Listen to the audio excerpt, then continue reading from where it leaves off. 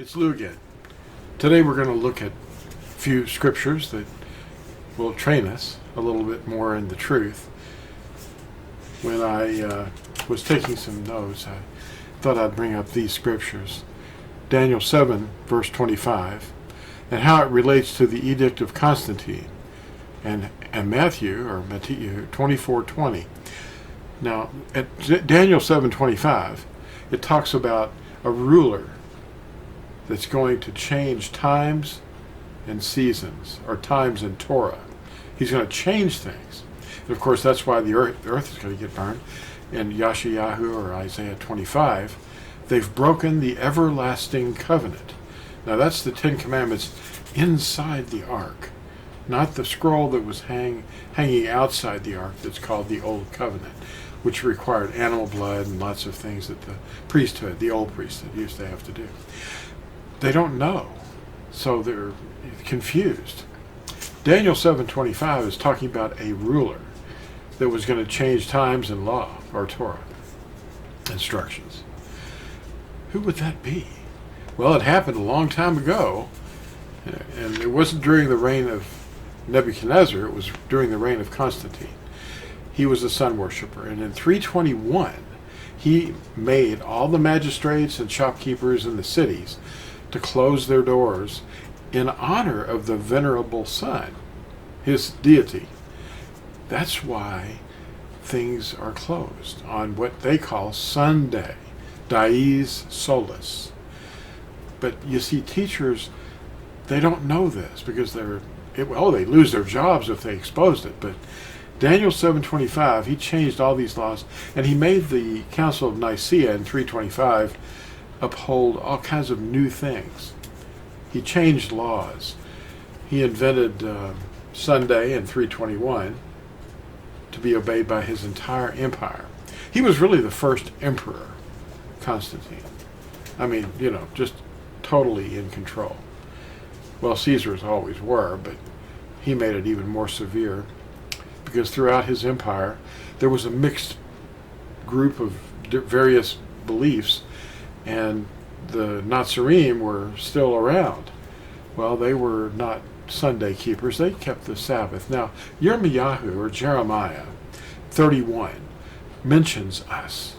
It says that the Natsarim will rise on the hills of Ephraim in the last days. And if you keep reading all of the chapter, it explains to you that the eternal covenant is unalterable.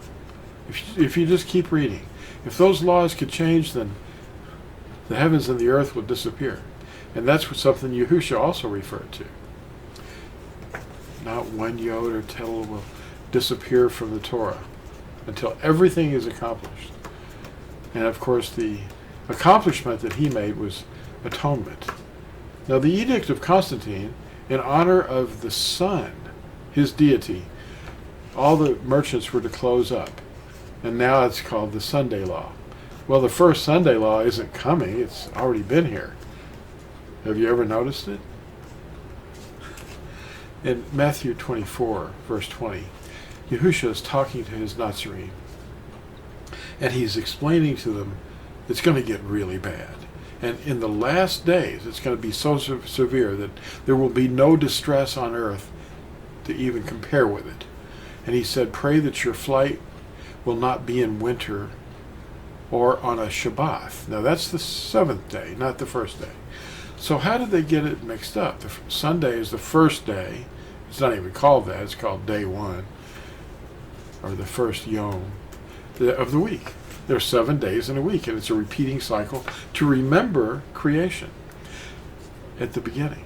Well, why did he say remember Shabbat? Why did he say remember the Sabbath? Why didn't he say forget it? And what does he mean by Sabbath? He means to rest. You don't go out of your door to do any buying and selling. And that's connected to the mark of the beast. The mark of the beast is Sunday.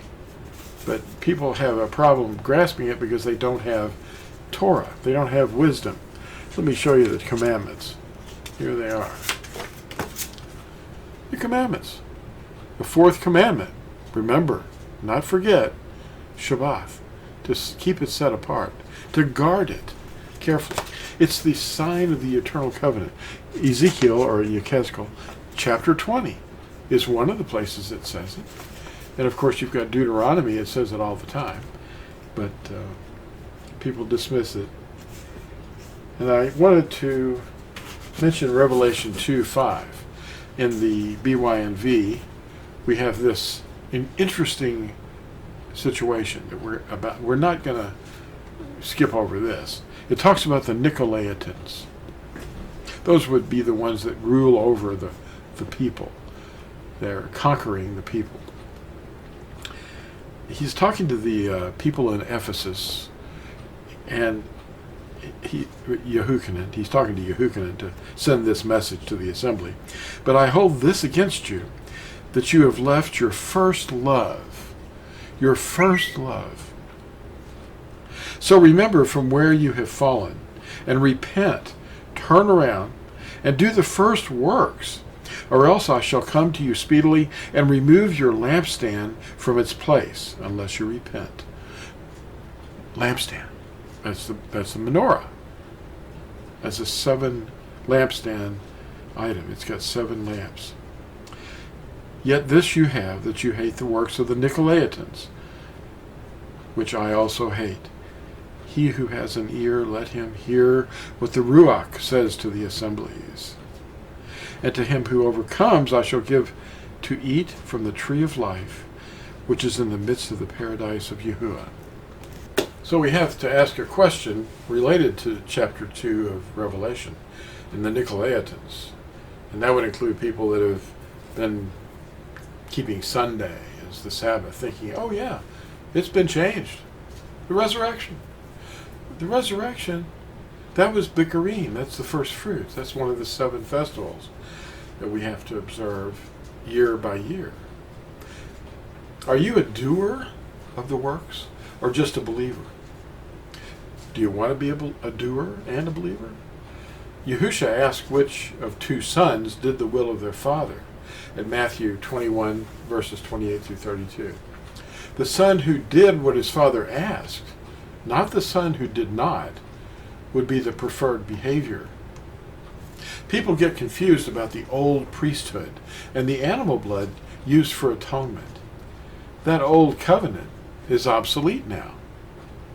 Carefully examine Deuteronomy 31:26 and Hebrews 8:13. They're talking about the same thing. The eternal covenant inside the ark is written in stone, but the other covenant was placed beside the ark and directed sacrifices involving animal blood. That covenant was written on animal hide. This is the most misunderstood teaching pastors keep stumbling over. Be doers of the word, not hearers only. Don't be doers of the traditions. Join us, and you will be hated by all the world because Yahusha is present in you. If you obey him and are immersed in his name, calling on it for the remission of your sins, then you will receive the gift of the Ruach HaKodesh. And it's only given to those who obey him. The Natsarim. Now that's a term Yahusha used for his first followers. Yahusha said, Ani hagafen, I am the vine. Atah ha-Natsarim, you are the branches. Yahusha and his Natsarim are non-Christians. They're not a Christian culture. We're a Torah culture. He said, I am the vine, you are the Natsarim. If you just look at Yehuchanan or John, chapter 15, verse 5, you'll see this. Always correct, confute, and train using the word of truth.